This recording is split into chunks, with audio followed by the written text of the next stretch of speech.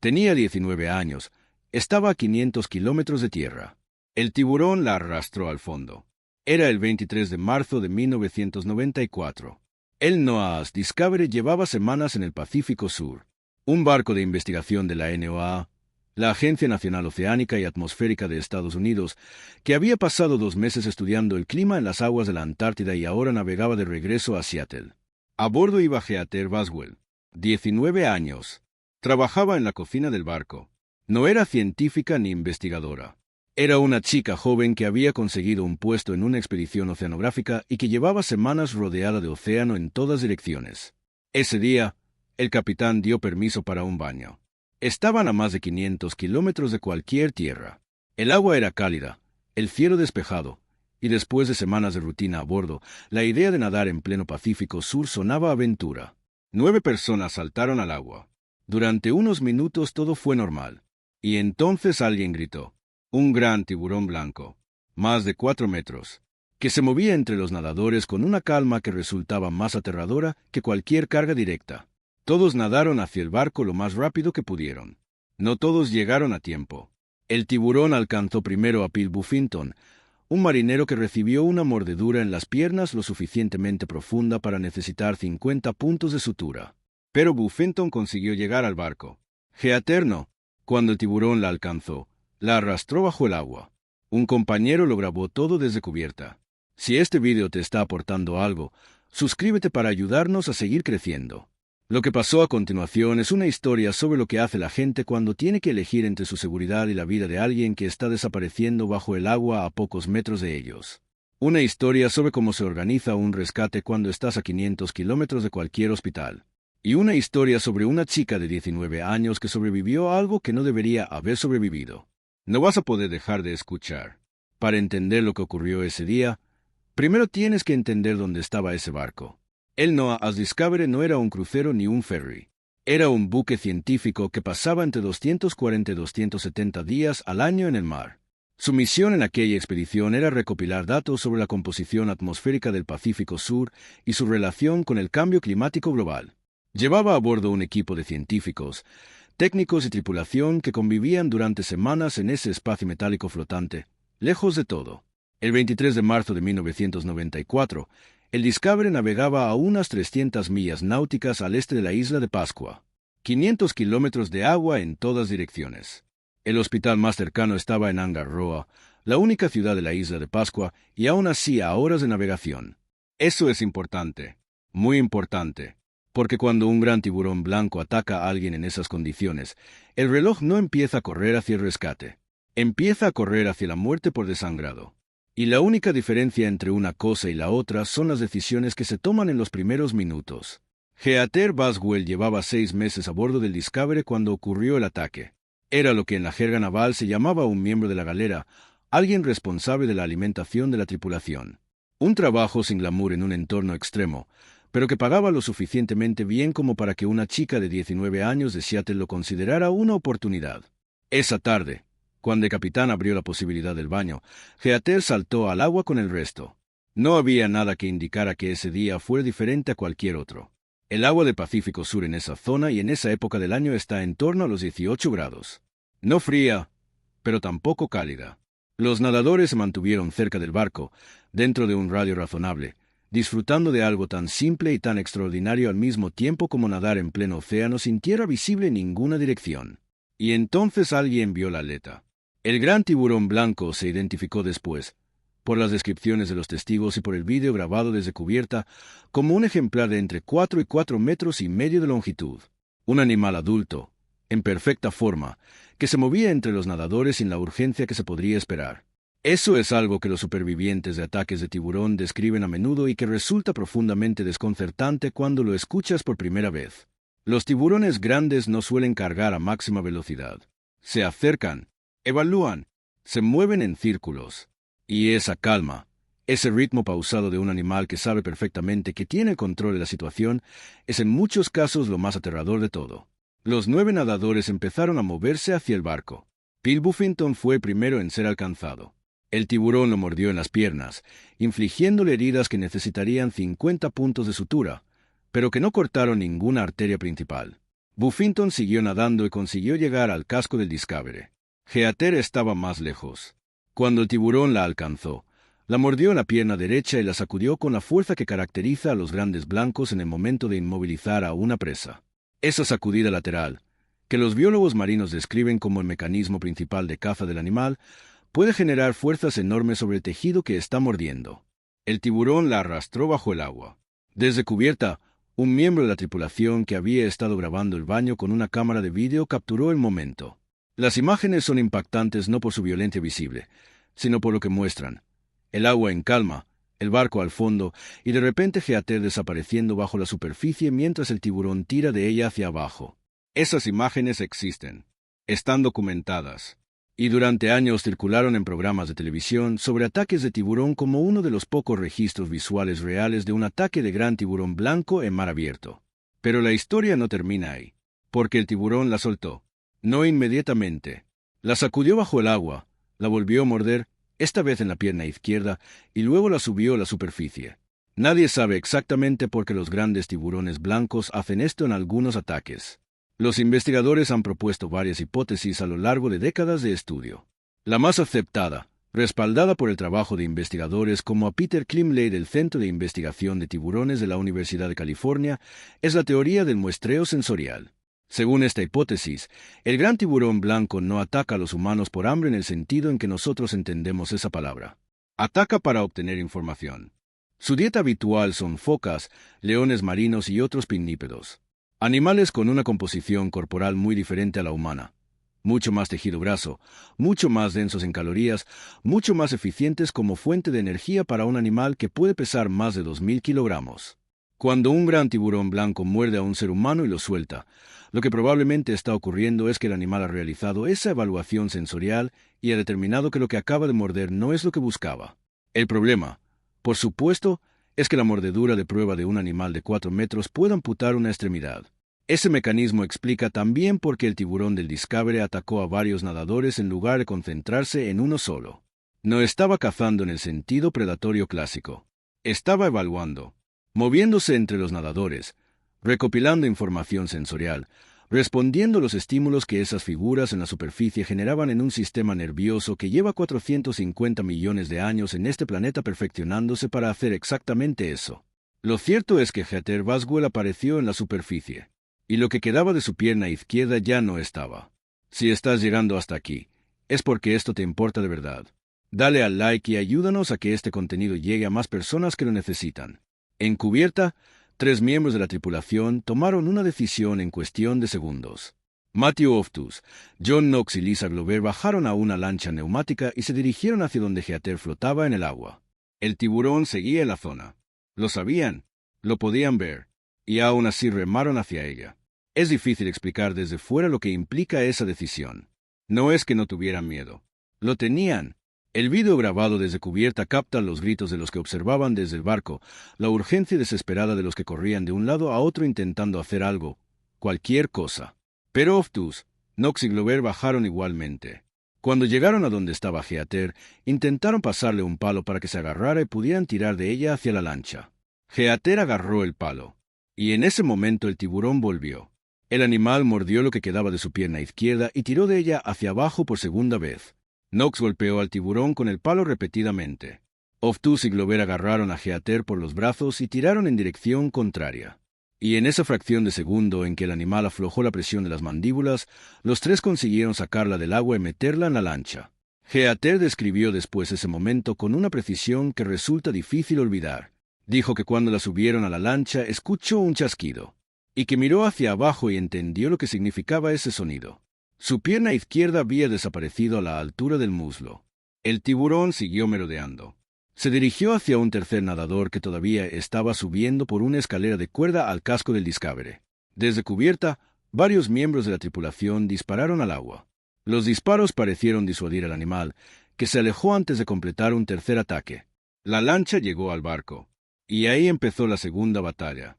La enfermera del barco, Judith Lane, tomó el control de la situación con una rapidez y una competencia que los informes médicos posteriores describirían como determinante para que Geater sobreviviera a las siguientes horas. El problema era la sangre.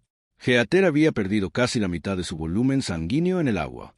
En términos médicos, eso es una hemorragia de clase 3 o 4, el tipo de pérdida de sangre que mata a las personas en cuestión de minutos si no se detiene y si no se reemplaza el volumen perdido de forma inmediata.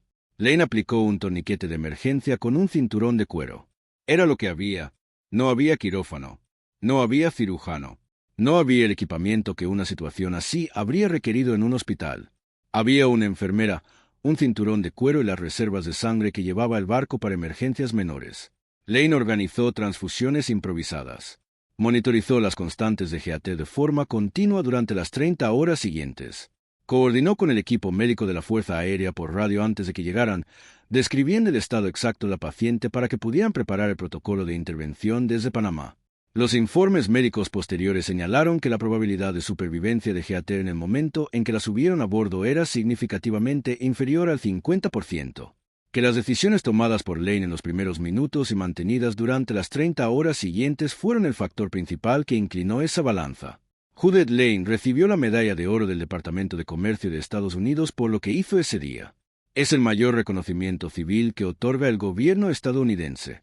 Y mientras tanto, el comandante del Discovery abría comunicaciones con Seattle para organizar lo que iba a ser una de las evacuaciones médicas más complejas realizadas desde un barco civil en el Pacífico.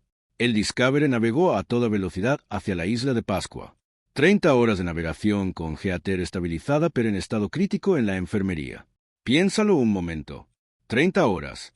Con la mitad de su sangre en el Pacífico. Con una pierna que ya no existía. En una enfermería de barco, en mitad del océano más grande del mundo. Mientras tanto, en Estados Unidos, un equipo médico de 5 personas de la Fuerza Aérea abordó un KC-135 estratotanquero en la base aérea de Howard, en Panamá, con destino a la isla de Pascua. Un avión cisterna militar volando desde Panamá hasta una isla remota en mitad del Pacífico Sur. Todo organizado en menos de 12 horas desde el ataque. Piensa en la logística de eso un momento. Alguien en Seattle recibe una llamada por radio diciendo que una chica de 19 años ha sido atacada por un tiburón a 500 kilómetros de cualquier tierra. En las siguientes horas, esa persona tiene que localizar un equipo médico disponible, encontrar un avión militar con capacidad para cruzar el Pacífico, coordinar con las autoridades chilenas que controlan el espacio aéreo de la isla de Pascua, gestionar el aterrizaje en un aeropuerto que no estaba diseñado para ese tipo de operaciones. Y todo eso mientras en el barco una enfermera está manteniendo viva a una persona con los recursos de la enfermería de un buque de investigación. Lauren Simone Aux, James Erkerat y Steve Stringfellow montaron ese puesto de mando en Seattle y lo mantuvieron operativo durante más de 30 horas seguidas. Por esa operación recibieron la medalla de plata del Departamento de Comercio. Cuando Discovery llegó al puerto de Angarroa, el equipo médico ya estaba esperando. Los médicos estabilizaron a GAT durante la noche a bordo del barco, con más transfusiones y con la preparación quirúrgica de lo que quedaba de su muslo para el traslado. Las autoridades chilenas, que técnicamente tenían jurisdicción sobre las aguas en que había ocurrido el ataque, ofrecieron el hospital de la isla y los servicios de su marina. Hubo más de una hora de negociaciones entre el comandante del Discovery y el capitán del puerto chileno antes de que se acordara el protocolo de traslado. Al día siguiente, GAT Boswell y Pete Buffington fueron transportados en un avión ambulancia C-21 Learjet hasta Seattle. GAT fue operada primero en el Hospital del Ejército Gorgas en la ciudad de Panamá, donde los cirujanos realizaron el cierre inicial de lo que quedaba de su muslo izquierdo. Después, más transfusiones, más cirugías, y finalmente el vuelo hasta Seattle, donde la esperaban su familia y un largo proceso de rehabilitación. Sobrevivió, con una prótesis, con cicatrices que ninguna cantidad de tiempo borra del todo. Y con una historia que durante años contó con la misma calma que sorprendía a todos los que la escuchaban. GAT Boswell escribió después al equipo de investigadores que estudió el caso para el Archivo Global de Ataques de Tiburón. En esa carta describía la secuencia de eventos con una precisión que los médicos que la trataron encontraron notable. Y al final añadía algo que los investigadores citaron en varios informes posteriores.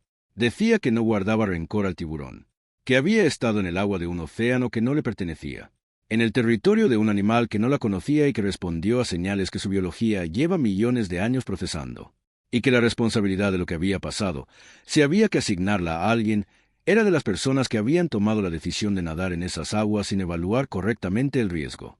No del tiburón. Hay algo en esa frase que merece detenerse a pensarlo. Una chica de 19 años que ha perdido una pierna en las mandíbulas de un gran tiburón blanco en medio del Pacífico, que pasó 30 horas a bordo de un barco esperando que llegara ayuda mientras su cuerpo intentaba compensar la pérdida de la mitad de su sangre. Y lo primero que quiere dejar claro cuando tiene fuerzas para escribir es que el animal no tenía la culpa. Eso no es algo que se finja. Eso es algo que se entiende cuando has estado suficientemente cerca de un animal salvaje como para ver en él algo que el miedo no te deja ver desde la distancia. Y es algo que conviene escuchar en un momento en que el gran tiburón blanco es una especie cuyas poblaciones han caído dramáticamente en las últimas décadas. La Unión Internacional para la Conservación de la Naturaleza lo clasifica como especie vulnerable. Las estimaciones más conservadoras sugieren que sus poblaciones globales se han reducido en más de un 70% desde los años 70. La pesca incidental, la captura deliberada motivada por el miedo, el comercio de mandíbulas como trofeos y la destrucción de los ecosistemas de los que depende su cadena alimentaria han empujado a uno de los depredadores más antiguos del planeta hacia un declive que los investigadores describen como preocupante en el mejor de los casos y catastrófico en el peor. Un océano sin grandes tiburones blancos no es un océano más seguro. Es un océano desequilibrado. El gran blanco regula las poblaciones de sus presas, que regulan a su vez las de sus propias presas, en una cadena de interdependencias que se extiende hasta la base del ecosistema marino.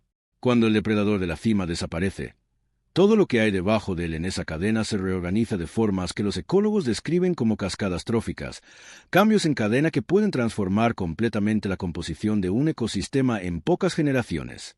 El Pacífico que Heather Boswell cruzó en 1994 necesita al gran tiburón blanco para seguir siendo el Pacífico. Eso no borra lo que le ocurrió a ella, pero se añade una capa de complejidad a la historia que vale la pena no ignorar. En 1994, la medalla de oro del Departamento de Comercio de Estados Unidos se entregó a Judith Lane, Matthew Oftus, John Knox y Lisa Glover por sus acciones durante el ataque y el rescate de Heather Boswell. Oftus, Knox y Glover se habían metido en una lancha neumática con un gran tiburón blanco en el agua. Lane había mantenido viva a una persona que había perdido casi la mitad de su sangre durante 30 horas en alta mar con los recursos de la enfermería de un barco de investigación. Ese tipo de actuación no tiene nombre en el lenguaje cotidiano. El caso de Heather Boswell se convirtió en un documento de referencia en la literatura sobre ataques de tiburón. El video grabado desde cubierta fue analizado por investigadores de todo el mundo. El informe médico detallado del rescate, elaborado por la NOAA y el Archivo Global de Ataques de Tiburón, se convirtió en material de estudio sobre gestión de emergencias en entornos remotos. Pero hay una parte de esta historia que los documentos oficiales mencionan y que rara vez aparece en los reportajes sobre el caso. Lo que le ocurrió a la tripulación del Discovery después del ataque. El doctor Dennis Ansel, investigador del Laboratorio Biológico de las Bermudas que viajaba a bordo como científico, describió en una entrevista posterior el estado del barco en las horas que siguieron al ataque. Dijo que había una sensación de parálisis colectiva que no tenía nombre. Que el capitán, un hombre con décadas de experiencia en el mar, estaba visiblemente afectado porque tenía una hija de la misma edad que Heather. Que el cámara que había grabado todo desde cubierta no podía dejar de mirar la pantalla de la cámara. Que varios miembros de la tripulación científica abandonaron el barco en la isla de Pascua antes de que llegara el equipo de psiquiatría. La NOAA envió una unidad de intervención psiquiátrica especializada, la Special Psychiatric Rapid Intervention Team de la Marina, a bordo del Discovery en cuanto el barco llegó a Anga Roa. Un equipo de profesionales de salud mental que volaron en avión comercial desde el continente hasta la isla de Pascua específicamente para atender a la tripulación. Porque hay cosas que no se gestionan solas con el tiempo. Y ver a alguien desaparecer bajo el agua a 4 metros de ti, con un gran tiburón blanco de 4 metros tirando de ella hacia abajo, es una de esas cosas. La carta de Heather se convirtió en algo más difícil de clasificar. En un recordatorio de que la experiencia más extrema que una persona puede vivir no necesariamente produce los sentimientos que todos esperarían. Que el miedo no siempre deriva en odio. Que la pérdida no siempre deriva en rencor. Y que a veces, cuando has estado suficientemente cerca de algo grande y antiguo y completamente ajeno a todo lo que tú representas, lo que sientes al otro lado no es rabia. Es algo que se parece mucho más al respeto. Heather Boswell tenía 19 años el día que un gran tiburón blanco la arrastró al fondo del Pacífico Sur. Sobrevivió porque 3 personas decidieron meterse en una lancha con el tiburón todavía en el agua. Porque una enfermera mantuvo su cuerpo funcionando durante 30 horas con los recursos de la enfermería de un barco. Porque un avión militar despegó de Panamá en cuestión de horas para llevar un equipo médico a una isla remota en mitad del océano. porque su cuerpo decidió seguir luchando cuando tenía todos los motivos del mundo para dejar de hacerlo. Cada uno de esos factores era necesario. Faltando cualquiera de ellos, la historia termina de otra manera. Hay una tendencia, cuando se habla de historias de supervivencia extrema, a atribuir el resultado a una sola causa, a la fortaleza del superviviente, o a la heroicidad de los rescatadores, o a la suerte. Y todas esas cosas están presentes en la historia de Heather Boswell, pero ninguna de ellas es suficiente por sí sola. Lo que salvó a Heather fue la suma de decisiones correctas tomadas por personas diferentes en circunstancias extremas, en cadena, sin tiempo para pensarlo demasiado. Oftus, Knox y Glover no tuvieron una reunión antes de coger la lancha. No hubo un momento de deliberación en el que alguien presentara los riesgos y los beneficios y se llegara a un consenso racional. Hubo una persona en el agua desapareciendo bajo la superficie y 3 personas que cogieron los remos. Lane no esperó a que llegaran instrucciones de Seattle. Evaluó lo que tenía, decidió qué hacer con ello, y lo hizo durante 30 horas sin parar. Y Heather, que en ningún momento de todo esto tenía control sobre lo que estaba pasando, mantuvo algo que los médicos que la trataron describieron como una presencia que resultaba difícil de explicar en términos puramente fisiológicos. Una voluntad de seguir ahí que iba más allá de lo que el estado de sus constantes habría predicho. Todo eso junto, solo todo eso junto, y sobrevivió con algo intacto que no tiene nombre preciso pero que se reconoce cuando lo escuchas. La capacidad de entender lo que te ocurrió sin convertirlo en el centro de todo lo que eres. La capacidad de mirar hacia el océano, ese mismo océano que se llevó parte de ti, y no ver en él a un enemigo. Eso es lo más difícil. Y Heather Boswell lo hizo. Si este vídeo te ha resultado útil, dale like para ayudar a otros a descubrirlo. Y si aún no te has suscrito, hazlo ahora para ayudarnos a seguir creciendo. Cada semana publicamos contenido que mejora tu salud, tu mente y tu calidad de vida. Pero hay algo más en esta historia que vale la pena contar. Algo que los titulares nunca terminan de incluir porque no cabe en una frase corta.